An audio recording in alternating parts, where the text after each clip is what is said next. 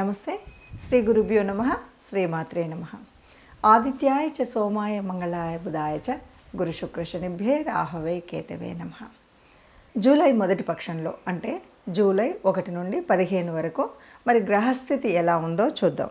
అంటే ఒక్కొక్క రాశిలో ఏ ఏ గ్రహాలు ఉన్నాయి. ఇలా కనుక చూసినట్టయితే మొట్టమొదట మనకి మేషరాశిలో తన స్వస్థానమైనటువంటి స్వస్థానంలో కుజ భగవానుడు ఉన్నాడు. వృషభంలో ఇప్పటికే గురువు ఉన్నాడు. ఈ గురువు ఇలాగే ఉంటే మనకి మొదటి పక్షంలోనే చిట్ట చివరిలో 12వ తారీఖు కుజుడు గురువుతో కలుస్తాడు.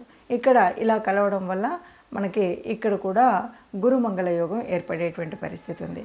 ఇక మనకి మిథునంలో రవి ఉన్నాడు, తర్వాత శుక్రుడు ఉన్నాడు, అలాగే బుధుడు కూడా ఉన్నాడు. కాకపోతే బుధుడు 7వ తారీఖున కర్కాటకంలోకి వెళ్తాడు. ఇది మనకున్నటువంటి రాశి యొక్క పరిస్థితి. కన్యలో కేతువు, శని భగవానుడు కుంభరాశిలో వక్రించిన స్థితి, అలాగే మరి మీనంలో రాహు భగవానుడు. ఈ ఉన్నటువంటి పరిస్థితుల్లో ఈ 15 రోజులకు గాను ఎలా ఉంటుందో తెలుసుకుందాం. ఆంగ్ల ప్రకారంగా ఆంగ్ల తేదీల ప్రకారంగా చూసుకున్నప్పటికీ మనకు వచ్చేటువంటి మాసాలు అయితే మనకు జూలై అనగానే ఆషాఢ మాసం వచ్చేటువంటి పరిస్థితి. మరి ఈ మాసంలో ప్రత్యేకించి కొన్ని మార్పులు, అంటే ఇందులో ప్రత్యేకించి జరిగేటువంటి మార్పుల్లో మొదటిది తొలి ఏకాదశి అనేటువంటి పండగ రావడం. ఇక రెండవది మనకి అయనం మారడం. పూర్తిగా సౌరమాన ప్రకారంగా ఆధారపడినటువంటి మనకు 6 నెలలు ఉత్తరాయణం, 6 నెలలు దక్షిణాయనంగా మనం భావించినప్పుడు సూర్యుడు కర్కాటకంలోకి ప్రవేశించినప్పుడు వచ్చేటువంటి మాసం, మరి వచ్చేటువంటి స్థితి దక్షిణాయనం. దక్షిణాయనంలో దైవ ఉపాసన చేయడం అనేటువంటిది ఒక సలక్షణమైనటువంటిది, మన ఆరోగ్యాన్ని ఆయుష్ని కాపాడుకునేటువంటి స్థితి. ఈ పరిస్థితుల్లో మరి ఈ నెలకు గ్రహాలు ఎక్కడెక్కడ ఉపస్థితి అయి ఉన్నాయి ఏంటి చూద్దాం. ముందుగా మనం చూసినట్టయితే మేషరాశిలో రాశ్యాధిపతి అయినటువంటి కుజుడు అక్కడే ఉండడం అనేటువంటిది మొదటి స్థానం. ఇక వృషభ రాశిలో గురువు ఉంటాడు.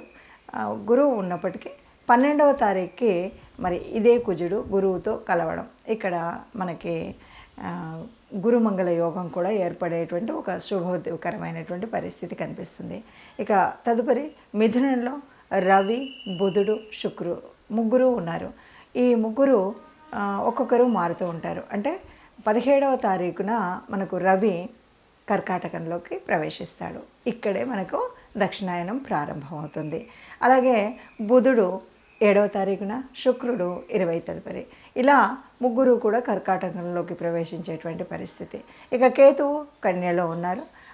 శని భగవానుడు మరి తన స్వక్షేత్రమైనటువంటి కుంభంలో వక్రగతిలో ఉండడం మనకు తెలుసు. ఇక మీనరాశిలో మరి రాహు ఉన్నాడు. ఇది మనకు కనిపించేటువంటి గ్రహస్థితి.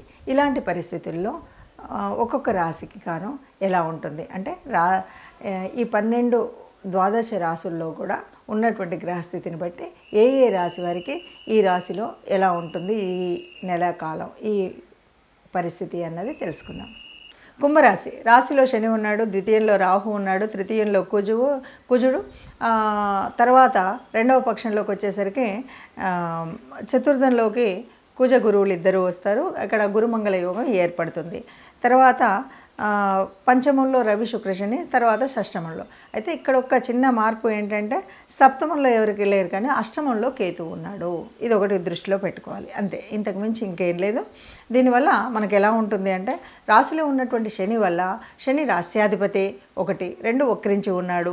ఇప్పటి వరకు జరగనటువంటి ఎన్నో కార్యక్రమాలు మళ్ళీ, అంటే ఇప్పటి వరకు మనం ఎందుకంటే వీళ్ళంతా ఏళ్ళనాటి శనిలో ఉన్నటువంటి వారు, ఏళ్ళనాటి శనిలో ఉన్నటువంటి వారు ఇది మధ్యస్థంగా ఉన్నటువంటి పరిస్థితి, మధ్యలో ఉన్నారు. ఈ పరిస్థితుల్లో శని గనక వక్ర దశలోకి ఉంటే ఈ 139 రోజులు దాదాపుగా మనం అనుకున్న కార్యక్రమాలు అనుకున్నట్టుగా చేయడానికి వీలుగా ఉంటుంది. ఇక రాహులోకి ద్వితీయంలోకి వచ్చేసరికి రాహు ఉండడం వల్ల మన ద్వితీయ స్థానం ఏంటి, వాక్స్థానం, ధనస్థానం. ఇక్కడ కొద్దిగా జాగ్రత్తగా ఉండాలి.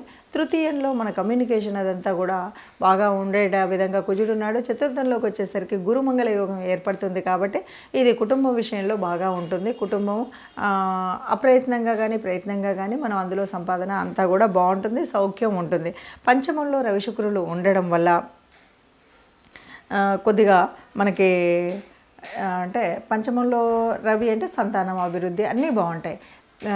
కానీ అష్టమంలోకి వచ్చేసరికి కేతు ఉండడం వల్ల కొద్దిగా ఇక్కడ వైరాగ్యం ఇలాంటివన్నీ మనకు కనిపిస్తూ ఉంటాయి. ఈ విషయాల్లో మనం తగు జాగ్రత్త తీసుకున్నట్టయితే అన్ని విషయాల్లో కూడా ముఖ్యంగా ఈ రాశి వారికి మనం చెప్పొచ్చేది ఏమిటి అంటే మనం కొన్నిసార్లు ఇల్లు విడిచి బయటకు వెళ్ళే అంటే ఈ విషయంలో కనుక మనం చూసినట్టయితే అంటే కుంభరాశి వారికి ముఖ్యంగా ఈ మాసంలో చూసినట్టయితే చదువుల్లో చక్కటి ప్రతిభా పాఠవాలను చూపెట్టేటువంటి పరిస్థితి మనకు కనిపిస్తుంది.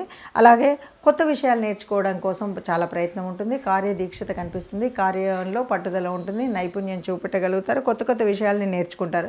ఇక అదేవిధంగా పోటీ పరీక్షల్లో అనుకున్నది అనుకున్నట్టుగా సాధించగలిగేటువంటి ఒక శక్తి సామర్థ్యం ఉంటుంది. చక్కగా పోటీ పరీక్షల్లో నెగ్గడం అనేటువంటిది ఉంటుంది. అన్ని విషయాల్లో విజయం సాధిస్తారు. మీ ప్రయత్నాలన్నీ కూడా ఫలిస్తాయి అని చెప్పొచ్చు. ఇప్పటి వరకు మనం చూసినటువంటి ఈ గ్రహ పరిస్థితుల మూలంగా ఒక్కొక్క రాశికి ఉన్నటువంటి స్థితిగతుల మూలంగా ఏది ఏమైనా మనం చెప్పుకునేటువంటిది ఒక విషయం ఎప్పుడు చెప్పుకుంటున్నట్టుగానే మనకు ఇదంతా కూడా గోచార రీత్యా. ఈ గోచార రీత్యా అందరికీ ఇలాగే జరుగుతుందా అన్నప్పుడు కోటాను కోట్ల మంది ఉన్నటువంటి వాళ్ళల్లో అందరికీ ఇలాగే జరుగుతుంది అని చెప్పాం. కానీ దాదాపుగా మనకి ఒక 30% వరకు కనిపిస్తుంది. అయితే మరి ఎందుకు చెప్పుకోవాలి అన్నప్పుడు మాత్రం మనం ఒక మాట చెప్తూ ఉంటాం. అందరికీ వారి జన్మ కుండలి కనుక తెలిసినట్టయితే దాని ప్రకారంగా మనం చూసినట్టయితే ఇప్పుడు ఈ మాసంలో ప్రత్యేకించి మనకు ఒక యోగం గురించి చెప్తున్నాం.